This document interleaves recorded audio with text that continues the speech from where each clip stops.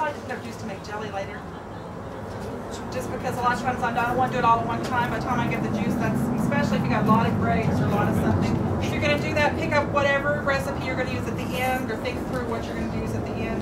If I'm going to do juice, I put it like I'm going to do for jelly, so I mix the juice, the water and fruit proportions like it calls for in the Sure-Gels or the pectins, whichever ones you want to use, and then put that in the freezer. Just put it in my freezer containers and freeze it. If you know you're going to do it within a day or so, you can put it in the refrigerator. Put it in the refrigerator. Much longer, throw it in the freezer. Because juice will last in 5 to 7 days in the fridge. Well, Connie's been very kind to share her time with us. Before everybody goes, I'd like to give Marilyn an opportunity for a second to tell you a little bit about what all they're doing, and maybe about farmers markets, and maybe about your Go Texan program. What, if you would like, I don't want to put you on the spot, but. Oh, I appreciate that. And we do, Connie, I did find a few more recipes and things in here to pass around. So when we get through, you can come up and look. Yeah. Please take This is mine. You can't have it. Okay. How many of you are familiar with the Go Texan logo? When you go to the grocery store, do you look for that on the products that you're buying? Well, bless your heart, you're a Texan, that's for sure. The Go Texan program was started to help identify those products that are grown, manufactured, or produced here in the state of Texas. And what better way to help our economy than supporting our own? Now, by buying and looking for the logo, whether it's at the farmer's market, or whether you can go online and look, when you go to the grocery store, find that logo. When you're doing that, you know that you're helping the economy. You're helping to support the Eat Local or Go Local.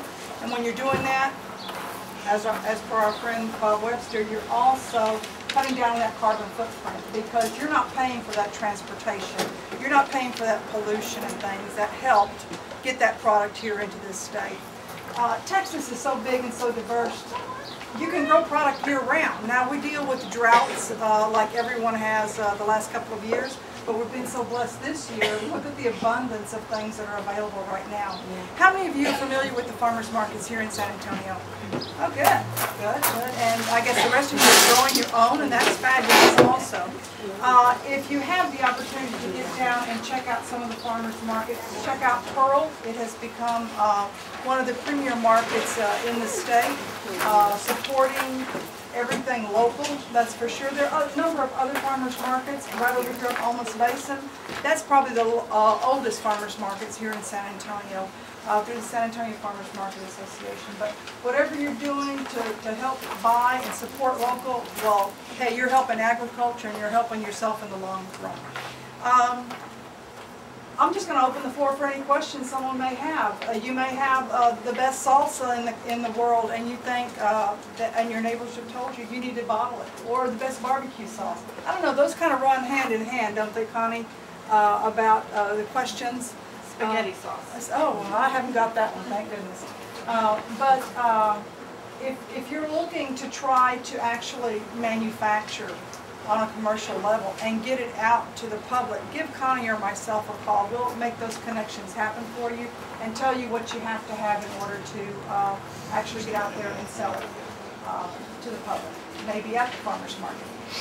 Farmers Market Festival of Flowers this year?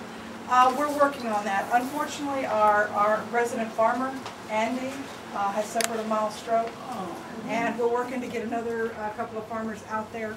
But we haven't given up on it yet. We've still got a couple of weeks. 3 weeks. We may get Bob to come start selling his broccoli and cauliflower. No, I'm going to blanch it and freeze it now. Worms and all. Protein and all. Protein and all. Protein and all. There you go. Any questions? Marilyn, how do we contact you? Email is the best way, and I'm going to give you that. And it's Marilyn, M-A-R-I-L-Y-N, not like the state, .Magaro, M-A-G-A-R-O, and this next part's long, at texasagriculture.gov. And if you find either one of us, we can help you get the other one. That's right. Speed email. That's right. And then I've got her personal cell phone too, so we can. Yes, ma'am. About CSAs here in Central Texas. No, the community prevalent down and around San Antonio. Now you get up around the Austin area, there's quite a few. There has been some inroads done in here to San Antonio to get some started. I'm not at liberty to give out much information at this point in time, but I know there's some things there's rumblings going on, and I wouldn't be surprised to have something pop up here within the next year. Well, there are some. So, Yes, but yeah. they're not that, Yeah, yeah, just a couple of drop-offs. right. You right. can also find a lot of information if you go to TOFGA.org, which There is you go. Texas Organic Farmers and Gardeners Association. Right. Another really good program, I see some little ones kind of running around too. Through the AgriLife Extension Service, they have a program for junior master gardeners, and they do children's gardening. So if any of you have any rumblings along that way, or you have kids that need to have a good focus, get them involved with the Extension Service. I'm going to give you their phone number, and that's 467-6575, and ask for the children's gardening. Is it 200? 210. Connie and her office are over off of Cherry Ridge, and I'm over here by the airport on Tesoro. My daughter planted her first corn patch this year, so she's so excited. Oh, that's just part of it. So she's so excited to see her little corn How cool. come in. Yeah. You know, I had the privilege here on Thursday of going to Lytle. Every year, Lytle Independent School District asks one of my local farmers and myself to come and do a presentation to their middle school. And it's really kind of interesting. Well, it's elementary school, I'm sorry. This last October, on a national level, certain schools were selected, and the children were actually, the third graders were given cabbage plants to plant. And these are giant cabbage plants. And here we are towards the end of this, and this is for a contest, a national contest. And we're getting towards the end of the season, and we're asking the children, how big is your cabbage plant? And some have cabbage heads this big, some are larger, some are smaller, some died, most of them died. But it's interesting to see how many kids are really involved in growing and getting out there in the garden. All of them said, the majority of the kids said that their family out in that area had a garden, which was kind of interesting. But how many of the kids are actually getting out there and helping in the garden? Really, the ones that have the cabbage plants are the ones that are most excited about getting out there and gardening. And mention worm to them, and they're out the door looking for that worm. They don't want their cabbage to be damaged in any way. But this is the first time I've ever heard about this national program. Have y'all ever heard of it before? Oh, cool. Some of you have. That's great. I had read that Bonnie lady, I don't remember her, she would give kids cabbage. I don't The know. Bonnie plants. Bonnie plant? Yeah. Maybe so. I really don't know. But I thought it was kind of interesting to get the kids.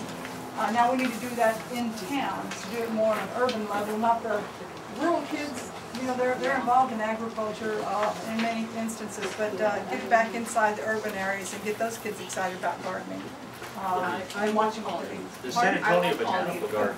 San Antonio Botanical Garden has a great children's gardening program down there.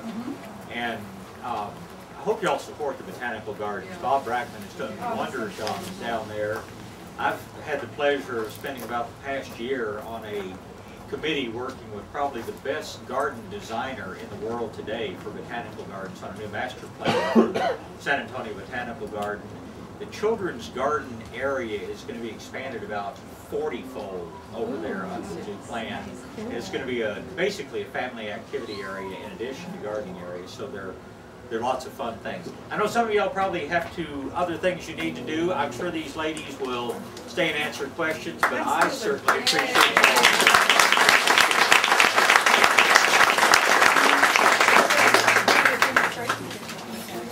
Shakespeare in the Park is Yeah, that's right. half That's right. the second.